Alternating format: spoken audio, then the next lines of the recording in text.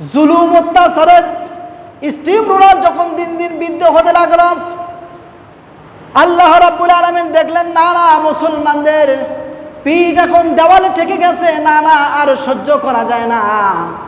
তখন আল্লাহ রাব্বুল আলামিন বিশ্বনবী সাল্লাল্লাহু আলাইহি ওয়াসাল্লামকে আদেশ দিলেন, তোমরা জিহাদের জন্য জিহাদের ময়দানে বের হয়ে যাও। সুবহানাল্লাহ, জিহাদের ময়দানে বের হয়ে যাও। এখন আর বসে থাকার কোনো সুযোগ নেই, জিহাদের ময়দানে লাফিয়ে পড়তে হবে, জালেম দুর্নীতিবাজদেরকে দমন করতে হবে। তাদেরকে যেখানে পাবা ওয়াকতুলুহুম হাইতু ওয়াজাদতুমুহুম, তাদেরকে যেখানে পাবা সেখানে হত্যা করে ফেলে দাও। তবে শুরুতে ইসলামের দাওয়াত দিবা। যতই জুলুম তারা করে থাকুক না কেন, প্রথমে ইসলামের দাওয়াত দিবা। তাদেরকে প্রথমে ইসলামের দাওয়াতটা তাদেরকে পৌঁছে দিবা। তোমরা কি ইসলাম গ্রহণ করবা কি করবা না বলো?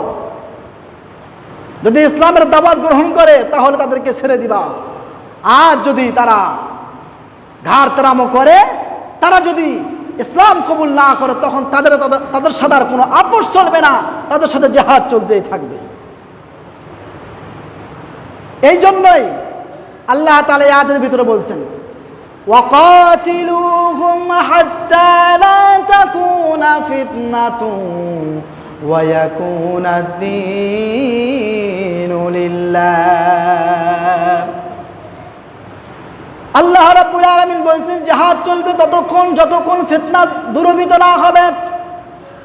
জিহাদ ততক্ষণ চলতে থাকবে যতক্ষণ পর্যন্ত সমাজ থেকে সব ধরনের ফিতনা ফাসাদ দূরীভূত না হবে।